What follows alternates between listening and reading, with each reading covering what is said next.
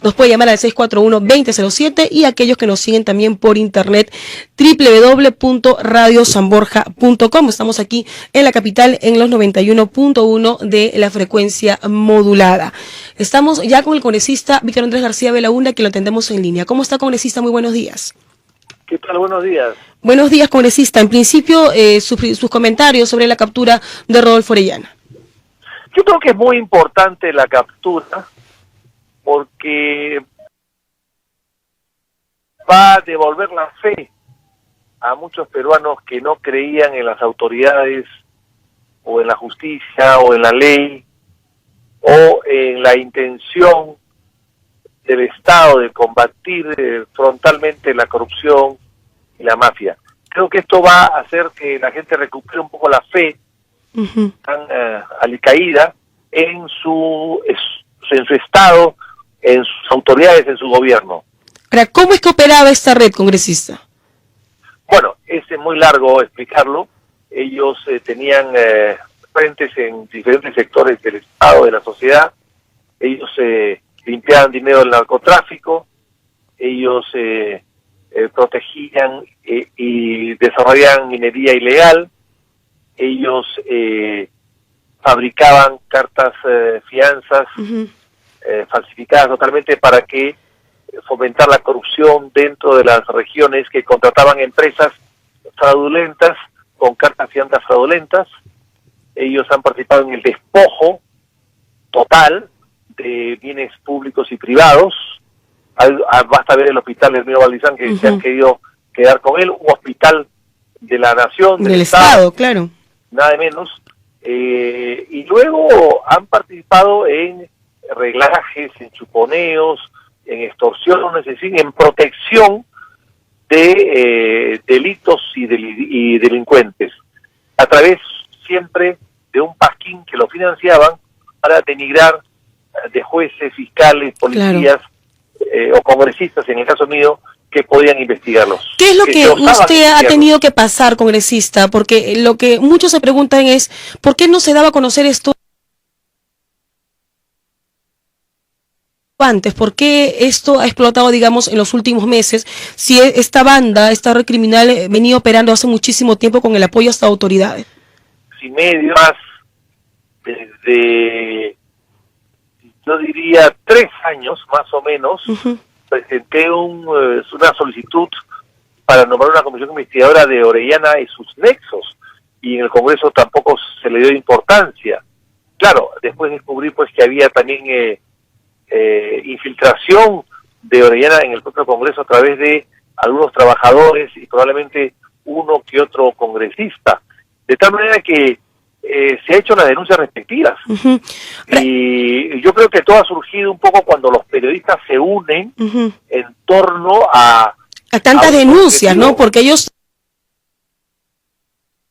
los que investigaban también, en este caso, si un periodista decidía investigar esta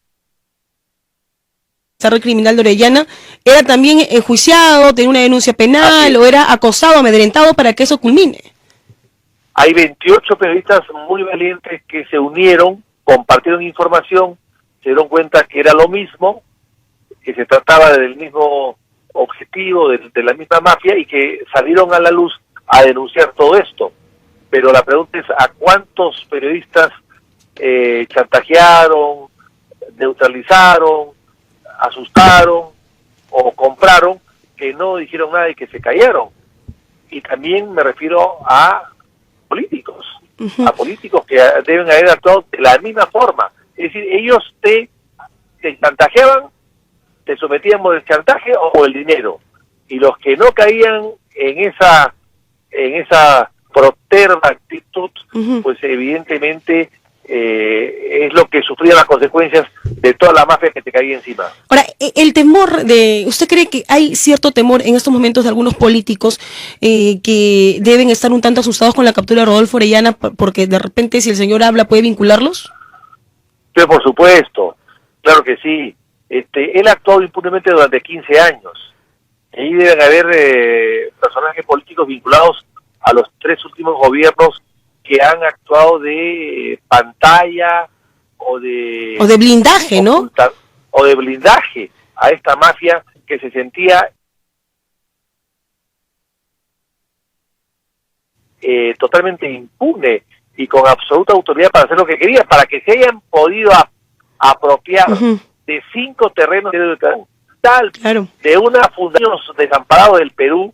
Bueno, ya, el que hace eso significa de que sencillamente cuentan con el apoyo, protección de los gobiernos de turno. Ahora, se falsificaban minutas, escrituras públicas, se generaba dominio sobre terrenos que le pertenecían al Estado, sobre que no ha sido reelecto para suerte de todos. No quería darle información a algunos miembros de la municipalidad, digamos, ciudadanos que vivían en Lurín, que se veían despojados por esta mafia, y este alcalde no hacía nada, más bien los protegía. No le daba documentos que exigían los pobladores para demostrar su permanencia o su posesión en el terreno durante más de 10 años. O no remitía el caso a la fiscalía, ¿no? Y bueno, y los fiscales que archivaban. Claro. A un fiscal, Luis Arellano, que fue nombrado ad hoc por el fiscal de Bardal para que investigue y junte todas las denuncias de una sola y actúe mejor, y lo único que hace es juntarlas para archivar. Ese fiscal también debía ser procesado. Congresista, usted que ya venía denunciando esto de hace muchísimo tiempo, ¿ha sido víctima también de algún amedrentamiento, amenaza por parte de esta red criminal? Constantemente. Yo no he querido nunca decirlo, ni publicitarlo, pero sí. Además, no solamente eso, me han ido a grabarme a mi propia oficina. Así, de forma descarada. Así, de forma descarada, claro. Una conversación de una verme y que la grabó, sin que yo sepa, en mi propia oficina. Era un hecho ilegal, ¿no? Así, totalmente, y editaron la entrevista como quisieron y publicaron la entrevista pues en un pasquín, ¿no? En el pasquín de ellos. Así que más pruebas no existen de la manera como han actuado. Ahora, cuando se realiza este operativo a las instalaciones de la revista Juez Justo, se encuentra una agenda gordísima, una agenda tremenda de muchos contactos, entre ellos políticos, también congresistas, generales. Esta agenda tiene que ser evidentemente investigada de forma muy minuciosa por los fiscales de turno, por la policía también, para llegar con los nexos que participaban también con Rodolfo Orellana. Sí, claro que sí. Pero hay 52 procesados y solamente han sido capturados 3, y de los 49 que quedan, creo que hay 20 o 30 que ni siquiera tienen orden de captura y están procesados. Y entonces yo creo que hay que ir trabajando en procesarlos a todos con orden de captura, claro, para desarmar la mafia, porque hay que recordar que Orellana actúa con testaferros. Él ha caído, los testaferros no.